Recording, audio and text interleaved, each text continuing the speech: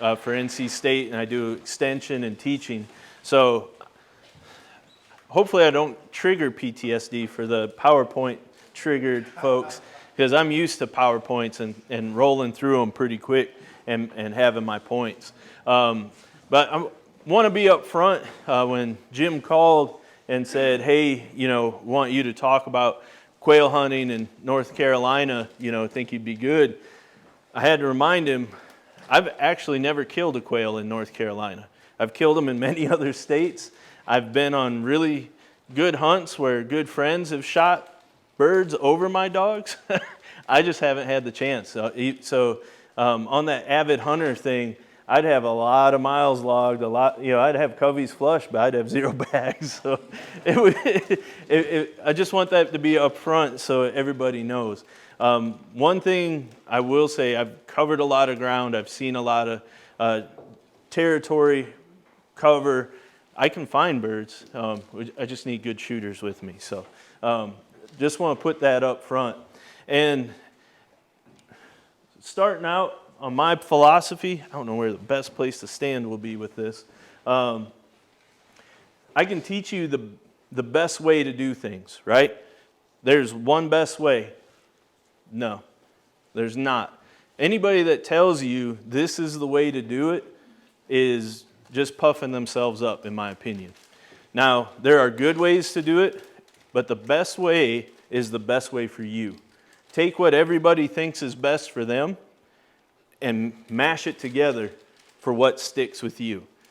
I know a lot of great bird hunters, a lot of great dog trainers that do things that I could never do, and vice versa. I do stuff that they would never do. And it all boils down to what fits for you, what's going to stick. So don't fall into the trap of hearing what I tell you today and say, I've got to do it the way he said. Because there's something that's going to fit for you, and that's what you should be taking away. So get more advice, listen to what I have to say, take it for what it is, but find more people to take advice from, glean information where you can. There's great information. I'm glad I followed Grayson. Different styles, but it's going to be a similar message. He had so much more information on some things than I'll have, and I was counting on that because I don't have the expertise. Be a sponge. Soak that in. Take in everything you can from everybody when you're first learning. Every bit of information, even if it's bad information, is good. It's kind of a joke, but it might be real. A lot of my experiences are best served as a cautionary tale for everybody else. This is, what can go wrong. This is, things to avoid. I'm good at those. I run into those. Learn from the mistakes. The biggest thing is have fun with your adventure, right? At the end of the day, that's what this is about. Going out, having fun. Don't put too much pressure on yourself or your dog to be the best, to get that bird. Because at the end of the day, a successful hunt isn't measured by birds in the bag. It's measured on your experience and everything that you've been through, right? Because those memories are what are going to last. All the hunts I've been on, I can remember a few times I got limits, but man, I can remember the experiences much more than the number of birds I had on each hunt.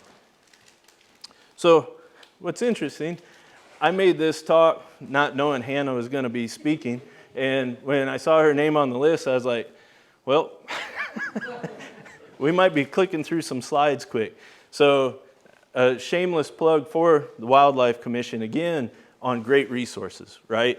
And so I just want to point, this is out there. It's that Avid Bird Hunter report. And I think there's some really important things we can glean from this and just kind of help us target how we hunt, where we want to hunt, and things to kind of focus on the front end. So kind of just going by the numbers on some of these things, right? You got the historical data of responses from these bird hunters. So this is the total number of hunting trips by the hunters in that program. And you can see from the mid-1980s to current, there's a big reduction in the number of hunting trips. Reflection of how many birds we have, probably, right? But we also have that aging hunter, and we have fewer people coming in and trying to find those quail. Number of hunting trips by management unit, okay? So here, the state's broken out into the management units, right? And so as we look at this, for me, I got a slide on e-scouting. This is one of the things I like to do on a state that I'm going to or an area I'm going to, is see where are people successful, where are the people in the state going, right? Now, it's not telling me a pin on a map, but if I wanted to go try to find some quail, am I going to go to the northern mountains? Probably not. I mean, if I do find them, I'm finding true blue unicorns, right? But if I'm going and I want to get my dog into birds and start finding things, I'm going to be looking at the southern, central coasts, right? A little bit the northern coast or the Piedmont, okay? So that's where you'd want to start focusing on where you're going to try to go find those birds. The average number of coveys flushed, this is per hour hunted. Now, one thing I kind of skipped over, I can't remember if I included the slide, was the average number of hours hunted by a hunter. And it's typically about 4 hours that people go out and quail hunt. So average number of coveys flushed per hour used to be right up around 100, or not 100, 1 per hour at the coast. That's the red line. Right about half, roughly, in the Piedmont, and just below half in the mountain region. And you can see the mountain region drop significantly over time. Fewer and fewer birds are there, fewer coveys are flushed per hour. We had a drop with this coastal region, and it's leveled out. It's stayed about the same for the last 30 years, roughly, and same for that Piedmont. So we've got steady numbers of coveys. They're around, right? It's dropped, but it looks stable. We'd love to see it go up, but there are birds out there. Half a covey an hour means 2 coveys a hunt. Now, for me, where I hunt, 2 coveys in a day would be really good. I don't know, there's not many times I've hunted just 4 hours. I tend to make a day of it. I only have windows of time to go, so I try to hunt as much of that day as I can. But this is a really good flush number. Now keep in mind, these avid hunters are hunting both private and public land. Average number of coveys flushed per hour by land type, right? So here's the public and private. So where are you going to have a little bit more success finding birds? A little bit more on private. Now there's several factors for that. It could be management, it could be being part of a lease, being part of a club, right? Those are going to be private lands. It could be just family or friends or knocking on doors. You can see the game lands has stayed fairly consistent over the years. This is more what I'm used to, about 0.1 to 0.2 coveys per hour. Number of coveys flushed and number of quail harvested per hunting trip by management unit, okay? So again, here's our coveys flushed is the blue, quail harvested is red by the different units. So even though we saw the coast with a lot of birds, right, that northern coast still has a lot of coveys flushed and harvested. So as you get out towards the coast, this is where you're going to see more of your birds. But in all reality, there's still decent numbers in the Piedmont. Again, those mountains are a little bit more challenging for success. Again, number of coveys flushed, quail harvested per hunting trip, right? This is per unit, this is per trip. And again, that's about 4 hours. Again, you see that avid hunter harvested per trip has dropped. The coveys flushed has stayed fairly consistent, and they ride fairly similar to each other. Now, statewide, I'm thinking that's not avid hunters. That's just your average hunter. That's our hunter harvest survey where it surveys the entire licensing pool. Yeah, so everybody like me. And so you can see, if you're not an avid hunter, maybe not quite as successful if you're just going out and dabbling. So something that I would think would be interesting is how can those avid hunters help mentor people that are just learning, right?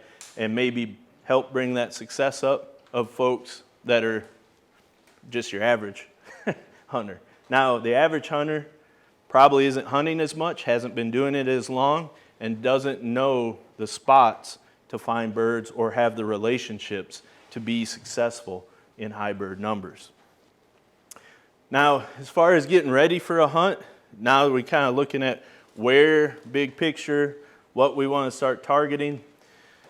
You know, I just threw together some bullets on things that I think about, or I was thinking about, like, if I was just letting somebody know that's just getting started, what do you want to look for? Now, good gear is useful. You want good quality stuff. Sometimes it comes with a price tag. Sometimes it can come in the bargain bin at Walmart. You don't need everything that's shiny, though. You know, I think back to when I first started bird hunting growing up. I didn't know what brush pants were. We wore tennis shoes a lot. We were pretty dirt poor. You know, carried an old gun with the cheapest shells we could find. And we still put birds in the bag. We still went out with the dogs. We had fun. I didn't know what an e-collar was. We didn't have one. We didn't have. One of us would have a vest out of 3 or 4 hunting, and they carried it all. Usually the young guy, you know. So the young kid gets to carry all the birds until we get back to the truck. So you can do this as minimally or minimalist style as you want, but having nice gear can make that experience easier, more enjoyable. It just really depends on where you land in there. I would say try to use the same gear hunting as you use training, or kind of vice versa. So if you're going to hunt with a certain vest, wear that when you're training. So you get comfortable wearing it, you get it broke in. Same with your boots, your gun, you know, all your gear, you want to have familiarity with it. So it's comfortable. It's not a new pair of boots that are pinching your feet, giving you blisters or whatever. I think vest, hearing protection, eye protection, boots, brush pants, or chaps are about critical. Those are things each time out that I want to make sure I have with me, okay? So making sure you have stuff that's comfortable in every category and you're used to it, wearing eye protection, wearing hearing protection, you know, just make sure you've got that when you go. As far as what else, I like to crate my dogs when I'm traveling to and from. And then if I'm hunting different covers, I'll rotate dogs. And so having crates and the dog's used to them and used to being left in them, I think is important. I learned that kind of the hard way. My first dog, first time I ever left him in the car, I had a cheap crate, but good enough, I thought. I had an old Subaru, paid $500 for, had this cheap $30 crate. Anyway, I came back. He had chewed through the crate, chewed up my car because I left him. I took a gun with another dog and I left him, and he was not appreciative. So that's why a good crate makes my list. I like having a short lead. There's a lot of things you can use this for. One, if you run into situations where there's people or whatnot around, other dogs maybe, you know, if you hunt the game lands around here or others in the eastern part of the state, a lot of times if it's during deer season, you run into deer dogs. My dog could care less, but I've had other dogs want to come check us out. Sometimes it's nice to just have a lead so you can leash up and stroll on out of the area. And then the e-collar, you know, as talked about already, is a really valuable tool. And like Grayson said, I like having a change of clothes. I'm not walking in swamps and stuff as much, but man, it doesn't take much for outfit to go sideways, whether it's wet or dirt or whatever else. So those are things I try to keep with me. What to carry in the field? Since this is going to be available, I'm not going to walk through this list step by step. You can come back, check it out. Feel free, if you have your phone, you want to take a picture of any of my slides. I don't have anything secret on here. Take pictures as I'm talking. And I should have mentioned, interrupt me if you have a question while I'm going. I'm used to doing this stuff. You're not going to throw me off or mess me up. I want to be able to answer them as we go. But there's a list of basics that you want to, sometimes you don't always think about when you're throwing stuff together, but make sure you have your basics and then your bonus items, right?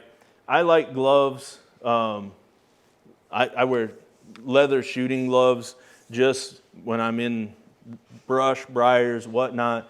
I've got something, I'm not tearing my hands up too bad, but other stuff on here is good to have. I like having an emergency communication device. As Grace mentioned, there's a lot of times you get into places where cell service is gone. And I don't know, maybe part of it's because I'm a bigger guy and most of the people I hunt with are smaller and I don't think they can drag me out. Or I hunt alone. I like to have that device handy. I've never had to use it. I hope I never have to use it. But if something happens, I've got it. And now, like Garmin has it in their newer handhelds. Spot has a satellite communicator that's pretty cheap. There's others that are fairly affordable if you're out in situations a lot. So just want to mention that. The rest of these, again, have all their purposes. If you have questions, I can go through them. Can you just touch on that honey for dogs? Some people may not be familiar with that. Yeah, so that's a good one. So if your dog is running a lot and if it hasn't been conditioned well, they can go hypoglycemic. And they just need that sugar to kind of get them back in balance. And so having that can kind of shift your hunt a little bit, right? I've not personally had to use it, but I know folks who've had dogs kind of get low and start struggling, and that's just one of those pieces that you can carry in your pocket. Not a lot of weight. That's pretty simple. Yes, I've actually had that happen to me, and I touched on heat casualty saying, I'm glad you mentioned that, but really cold days and long hunts, same kind of symptoms you might expect to see here overheating, but that ataxia, dog looking a little out of sorts mentally, it's a real thing. It can hurt pretty bad, so having that, something to get that glycemic boost quickly is Yeah. How do you administer it? You just Squeeze balls? Squeeze in their mouth. squeeze it in their mouth is all I've Yeah. ever heard. I've not had to do it, But squeeze balls. but well, You can get the, a pack. Get a little the packet. packets. I was gonna say the packets, You buy Chick-fil-A. or yeah. This is just big enough that you can fly with it. But the dog could go in seizure, and you don't want to give it to them while they're actually seizing. Just wait till they're done with seizure. Otherwise, it might get bit pretty bad. Good point. And like I said, I've not run into it. I've just seen it mentioned, and I've known folks that have had issues, so it's an easy thing to carry. Especially like for me, I hunt out west a lot, and I mean, a vet might be 3 or 4 hours away, so having something like that can be a big difference in a short period. Any other questions? To me, this is the best way to do it. If you guys have questions while I'm going. All right, preparing your dog. If you choose to walk with me, you'll see I'm not following rule number 1. One of my dogs, I haven't had him out enough, but conditioning. I can't stress it enough. And I'm not in condition either, but I will be after a couple hunting trips. After conditioning, having that dog ready, recall, I think, is one of the next biggest things. Again, it was kind of pointed out the last talk, having your dog coming back to you when you want it to, especially in public land or areas where other folks might be, or there could be dangers, right? With a road nearby, recall is real important. If you've got paths or trails through the woods you're hunting, any dangers of snakes, skunks, porcupines, that, hey, get back here, get away from that danger. I can't stress that enough. There's plenty of times I've used it and been really thankful my dogs listen when I call them back. As far as overall basic training is minimum. You want that, but like, just having a dog and getting out in nature is why you have the dog. And so get out there, enjoy it, have fun, but you want your basic commands in hand. If you have recall, that's probably the most important. You can let the dog learn all the rest. Like Grayson was talking about really well, just exposing the dogs is the easiest way to do it. Growing up, I grew up in Iowa. There were pheasants. Like I didn't realize how good I had it till I moved away. We would take our dogs and just walk out the back door, walk out, and start walking the fields, and that's how we trained them. Like we would just walk, and it wasn't hard. It was easy. And now that I'm in a place where you have to search for birds, the training plays a bigger role. So it's good to do, but that exposure is ideal. And again, I'll stress this over and over, have fun. A lot of times we get so focused on what we want or some goal that we lose sight of enjoying the moment. So stay in that moment, have your times that you're training or you're focused, but realize the ultimate goal, even if we're working hard, is to have fun. What about the weather?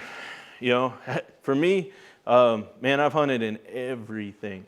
Blizzards, ice storms, rain. I've been out in hurricanes, you name it. I'm maybe not as smart as I look, but if the birds are out there, I'm going to go. It might make it harder, but getting out there with the dogs, experiencing that is what it's all about. If you don't go, you're not going to find them, right? They're not going to show up in your backyard or in your living room. But I say this, know the limits of you and your dog, okay? If you're not prepared to be hunting in a blizzard, if you don't have the necessary gear or the equipment in your vehicle, don't go, right? Make sure you're prepared for that. Same if it's raining, if it's cold, if it's too hot. Just know, all right, I'm carrying a little extra weight. Maybe I don't need to hunt when it's 90 degrees, right? It's going to be harder on me. If my dog's overweight, it's 90 degrees. I shouldn't probably push him because it's going to be more dangerous, right? But also remember, weather can affect the patterns of the birds, where they are, certain times of the day, what they're looking for food. Are they eating? Are they just seeking shelter? Sometimes, growing up for us, the first snowy day of the year was the best pheasant hunting, right? Because that snow clustered them up. It can be the same here. Different weather patterns will cause the birds to go to certain cover. So it helps you target where to hunt at different times. There's a little bit of snow and cold, a little bit of rough weather. The birds are going to be hunkered down and sticking to cover a little bit more. If it's good weather, they're going to be out foraging, looking for food, okay? So pay attention to the weather and the patterns of those birds as well. And then one thing, if you've ever driven these roads, pay attention to rain on dirt or sandy roads. They can turn it from a good road you can travel to one you can't get through in a heartbeat. And getting stuck in the middle of nowhere sucks. I'll tell you that. Seasons, there's seasonality with how, at least what I've found with quail on public land here, there's a lot of seasonality. And this holds true for a lot of bird species, but early season, the birds, they're just going to be living life like they have all summer. Everything's cool. We're going to go out. We're going to eat bugs in the fields, grassy areas. So they're still getting those insects. They're getting a few seeds. So as you go out, that's where you want to kind of target, where they're going to be out foraging. As we move to more mid-season, right, we're starting to get cooler weather. We're not seeing as many insects, right? They're going to be where those forbs were, these brushy, weedy patches. They're going to be eating the seeds more, right? There's not as many insects to focus on, feed on and focus. So look for those seeds where they're going to be dropping and focus your hunt in those areas. And late season, especially if it's on game lands, man, those jokers leave all the ideal habitat and they go, I think they go hang out with the woodcock. They hang out in that briars and brush. They come out to feed on the edges and then they move back. So depending on if you're hunting public or private, what kind of cover there is, you need to look for that mix, because often due to pressure, they're moving away from some of the more ideal habitat that we would normally look. There's times I've hunted November and December and found multiple coveys in areas. And if I go back in January, February, I cannot find those coveys. I can cast a huge net and walk hours and hours. Data shows the birds don't move more than maybe a half a mile or mile in their life, somewhere in that ballpark. So if I'm walking for 8 hours in an area, I should run across them, right? And no, I do not. They clear out because of pressure, right? So there's an external force that makes them say, this isn't safe anymore, I'm going to move on. So realize that, excuse me, especially on public land, they may not be where you expect them to be later on. As far as what guns, ammo, chokes, things to use, I'm a big proponent of find a gun you're comfortable with, whether that's carrying it, shooting it. The best gun is the gun that fits you the best and you're the most comfortable shooting. I would say walking, you don't want a heavy gun. That's one consideration with this, right? As you're walking these fields, if you're going to be walking several hours, you want one light enough that at the end of the day, you're not feeling your arms get lower and lower and you're feeling your shoulders get all bunched up and tight. Again, practice shooting. Make sure you're good on clay targets. You're consistent hitting those, crossing and away shots. I just threw in shot size. If you've not hunted much, 7.5 is enough for quail that I've run across, no matter what gauge you got. And I just go with a little heavier load, 1 1/8 ounces. You can find these target loads for 1 ounce. You can knock birds down, but I think just for lethality and quick kill, that little bit heavier shot is a little more consistent. And then chokes, you don't need a choked gun for quail. Typically, you're pretty close to those, especially on pointed birds. You're going to be within probably 10, 15 yards. So an improved or cylindrical choke is going to be enough. Modified would be as full as I ever go. And that's assuming your dog's busting birds, so you're doing those long shots until they learn. Picking a location. So I'm going to go into this a little more because to me, this is one of the hardest things when you're first learning to hunt, especially a new area, because like Grayson said, you can trust a buddy with anything in the world, but you won't give them your hunting spot. And it only takes getting burned once, and that gets ingrained in your head. If somebody shares a spot with you and you find birds, realize you're a very special person in that person's life, right? Because most hunters will guard those very tightly. So first off, if you're hunting here, do you have any family or friends in eastern North Carolina? Private land, there's probably going to be more birds there, right? If you do, let's talk, All right, the next thing is game lands, right? There's plenty of game lands in the state. We're very blessed with a lot of really quality ground. This isn't game lands per se, but we also have military bases you can hunt also. Look for appropriate plants and cover. When you get out there, start looking and those food sources, right? There's got to be food there for the birds to be there.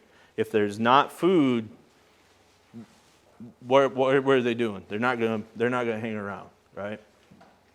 So there's other good resources out there on some of this. This is an NC State Extension bulletin on bobwhite quail. This is it's geared more for setting up habitat for quail, but again, you can glean some good information here.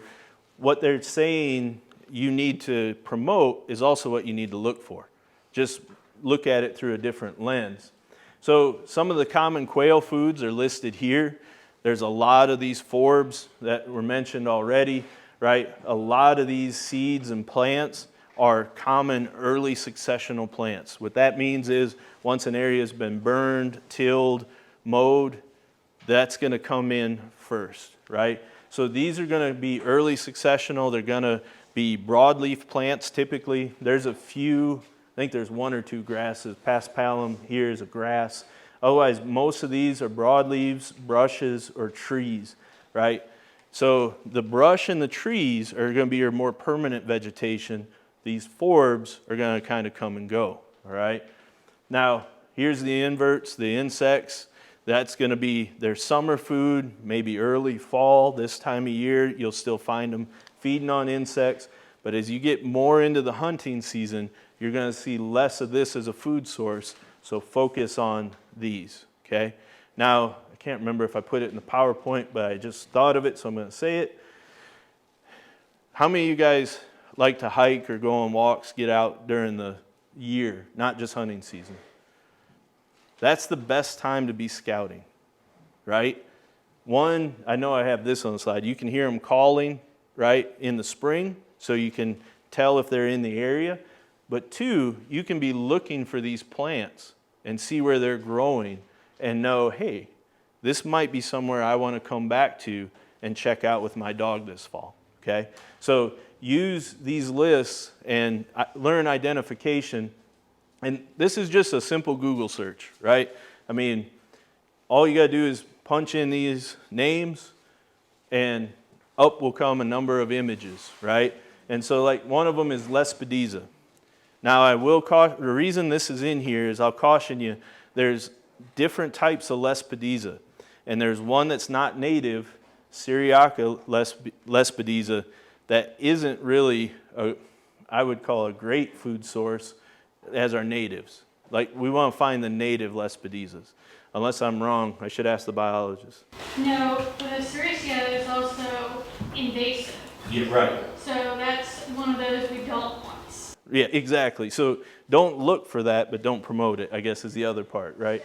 So look for the native ones, right? And here's a seed head with the seeds. You can see it produces quite a bit, and it's a good, the legumes, you know, which is our soybeans, peas, stuff like that, they have a lot of protein. So again, when a bird is trying to survive and they're a food source for everybody, what do you need? You need a lot of energy to get away, right? And protein is going to help you there. Another one, if you're down east, this is one we don't find a lot in the coastal plain or the Piedmont, but down east, doveweed is a common weed in kind of wet, low-lying areas. And you can see the seed here. It looks a lot like a grass. It's actually a dayflower species. So if you can find patches of this, again, that can be food for the quail in the winter. This, on a lot of the game lands, is what I end up finding the quail eating on and eating around. Especially, you can see this is all dried down. There's not a lot of bugs left, but they're picking apart the pine cones. You'll find them where they've peeled them back or worked in there and picking out the pine nuts. I also assume they kind of follow squirrels, where squirrels are tearing them apart a bit and you end up having some trash there. But a number of quail I've found, actual coveys feeding, well, I assume they're feeding, but they're always right around these pine trees with pine cones pulled apart where they've been getting at the pine nuts. Now, again, there's a lot of words here. I'm not going to read this, but this goes through the cover and where they like to forage, where they like to roost, where they like to nest, okay? So look for the roosting sites and the foraging sites. This type of information, again, is on that bulletin. You can pull this up from the talk, zoom in, read what you want. The other part down here at the bottom is escape cover. Okay, so they're going to be out there eating, but they're going to want to escape to cover somewhere. And so they're going to try to fly. So you find these edge areas, right? You find where they're going to forage and where they're going to fly and hide to. This can also help you set up for success in shooting the birds, right? what's their likely escape route? As you're coming up to point, well, assuming you have a pointing dog, even if you have a flushing dog, as you're walking along and assessing the situation, you'll want to say, okay, if a bird flushes now, where is it going to go? Is it going to fly out to the open field, or is it going to fly to the brush? All right, so I'm going to position myself more towards the brush because I don't think it's going to fly to the open field. But if it does, which gives me a longer or wider shot window? If they fly to the open window or if they fly to the brush right over here, the open field. So I increase my odds by cutting where they're going to fly, and I have my sight plane towards the brush as opposed to out on the field. If I'm on the field side of my dog and it flushes to the brush, one, I got to worry. If you have a steady dog, it's not a big worry, but you got to worry about shooting over your dog, make sure you have a safe shot, and you have a shorter time to shoot. And I'm glad, it's always good when the biologist talks before you and shows similar cover pictures as what you have in your talk. This is the type of cover that we're talking about where they're going to kind of go to for safety. Okay. Now, I've found birds in this type of cover with these little oaks. They make those little acorns, and that's good food for them, right? So you'll find this. Typically, these birds are going to fly to brushier areas still. Like this is still fairly open. And then here is something you'd find more down east. Okay, you're going to have your ag fields or your open fields with canals and brushy edges. And that's the cover that's safe for them. Okay, now it might be, you might find them more along the wood line on those edges, but don't discount these ditches as possible areas to find birds as well. And then this one, just a picture off of the game lands. My dogs run in the edge of a field. We have a lot of well-maintained fields on the game lands. They are mostly set up, it seems, for dove and maybe some deer. But what I've found is those quail, especially early season, they're used to going to these fields. There'll be a little bit of grain from corn or sorghum that's been planted. This has been planted to wheat, and so there's probably wheat seed that didn't get in the ground or they can scratch up that they can eat, but there'll also be insects and other stuff, other seeds for them to feed on in this. So I have found quail on the edges of these game fields on the game lands. This is a lot of that kind of typical cover that I'll walk and look for. So again, I was glad my picture lined up. It's not dense grass, right? So this wouldn't be comfortable to sleep on, like a nice thick lawn, right? You wouldn't want to sit and have a picnic here. It's pokey, bunchy, uneven. But this is perfect for quail because it gives them that bare ground and that area to move around underneath.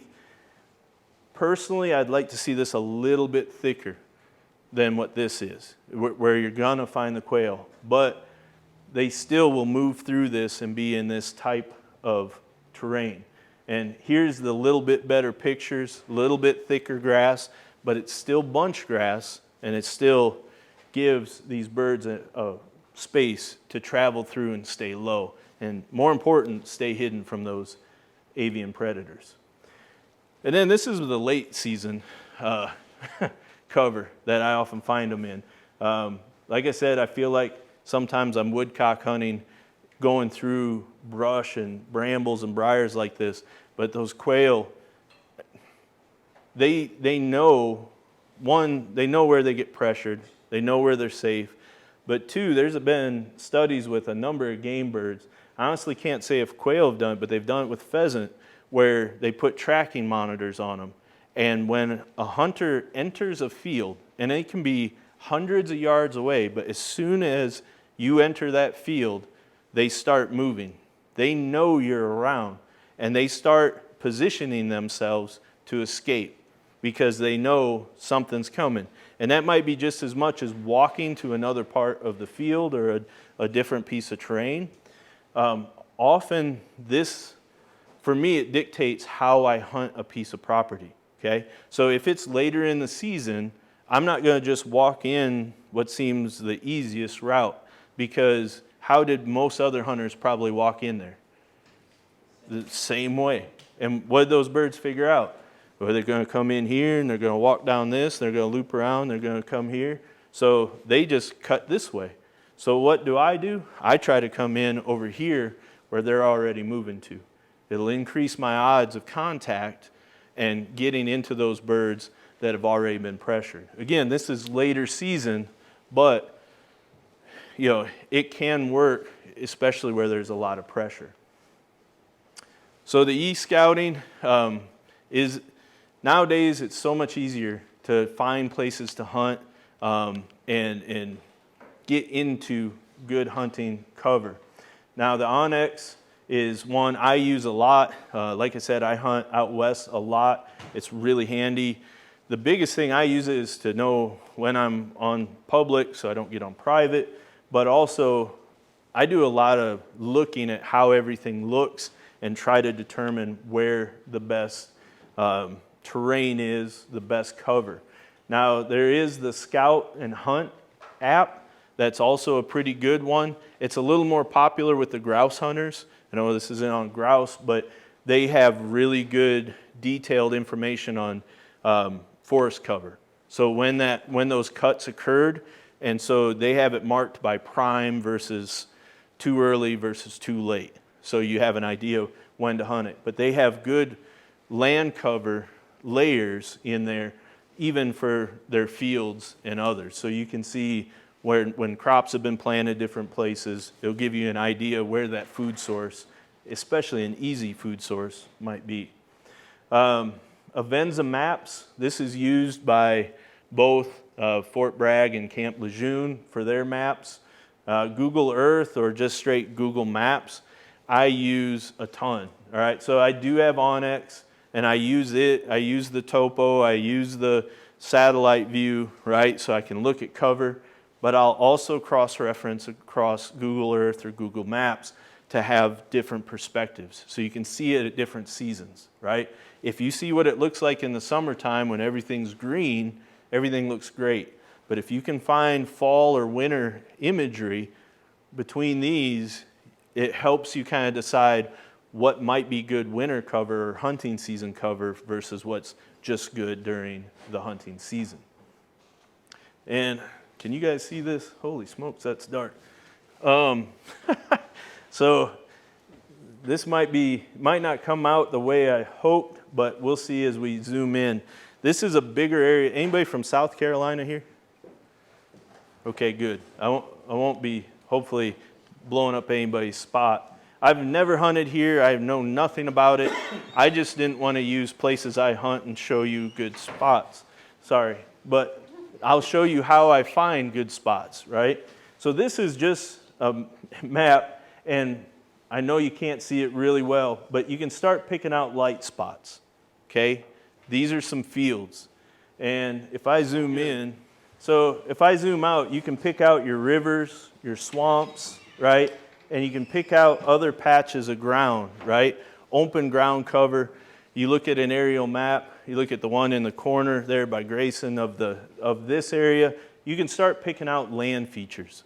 And what I want to do is I want to look for where there's cover and there's open ground, okay? So I'm going to zoom in. I see this area here, right? There's some fields, there's some water, you can see some drainages, right? And so I'll say this up front. Part of why I picked this to show is I probably wouldn't hunt this myself because there's a main road that runs right by it, and it probably does get hunted. And I like to find places people probably haven't been. But if I zoom in here and you start looking, okay, this is swampy ground, that light gray color.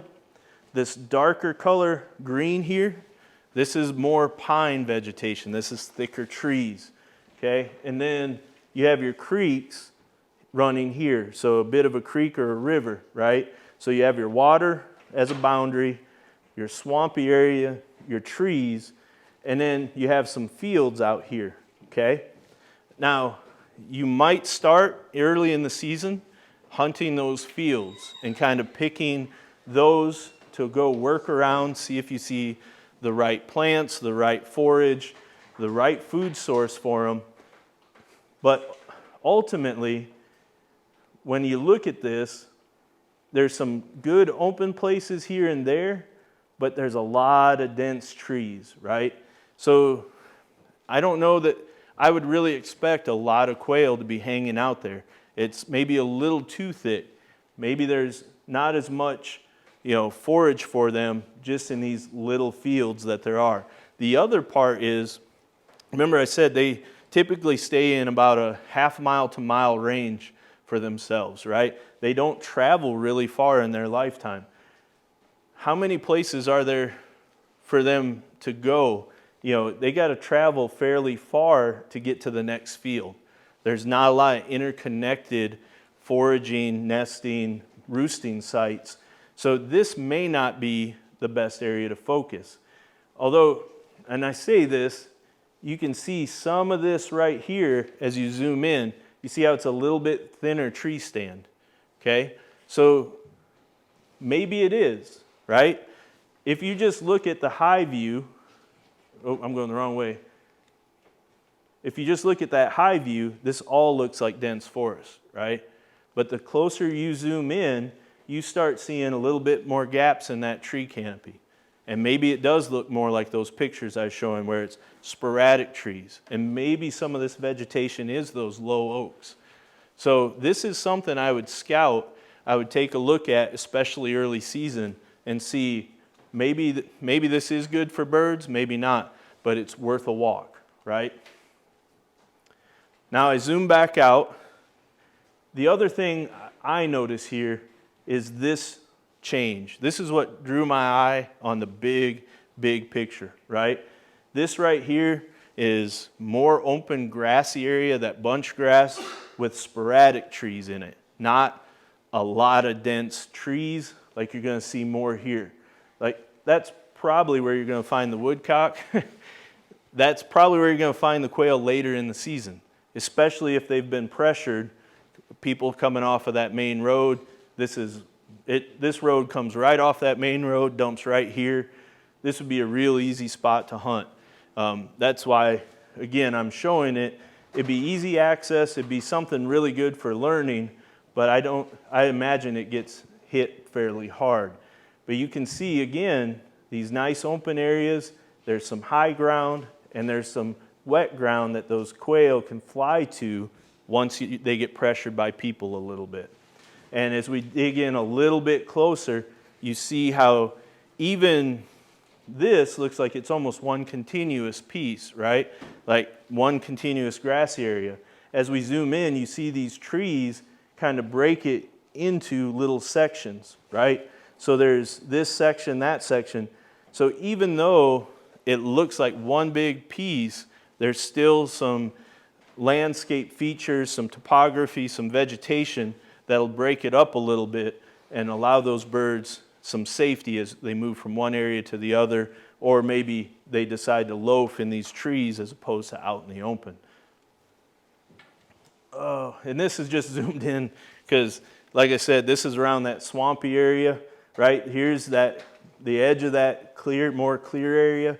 But as you look in this swampy area in this thick tree stand, you can see little pockets in here where maybe they might go hang out and feel safe, where people aren't going to try to go get them. Typically, most quail hunters are going to not be out in the briars. I'm not typical. So I don't wear hip boots, but I get the woodcock scars just from chasing quail. My dogs are ones that, they've pointed one woodcock in their life, but I've walked over enough, kicked up after. For some reason, they don't. I guess I've not shot one, so they don't think it's game yet. So any questions on, not that, but this type of stuff while I'm here? Because I feel like this is one of the big hurdles for folks is how do you find where to go? What are you looking for? And again, going with somebody as a mentor, it can be tough.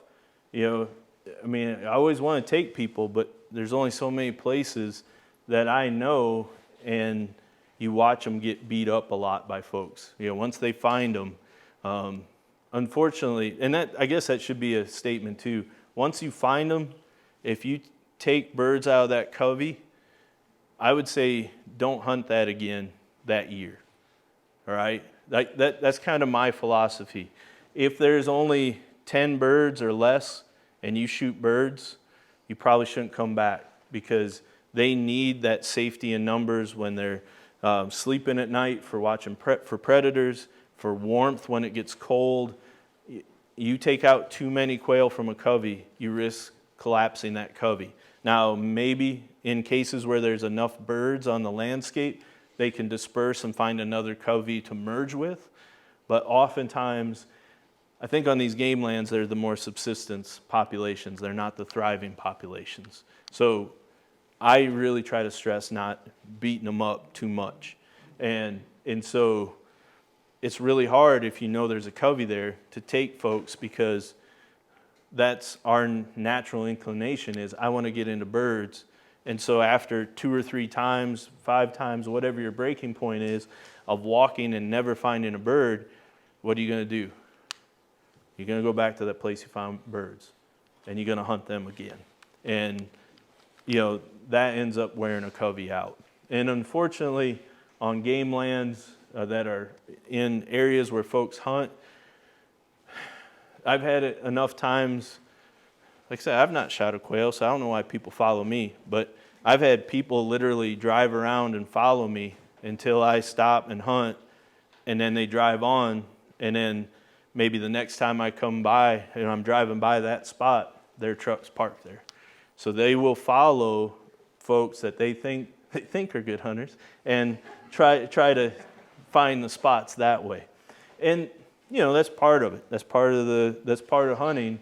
But once you find a spot and people know you can find spots, they'll end up working to see where you go.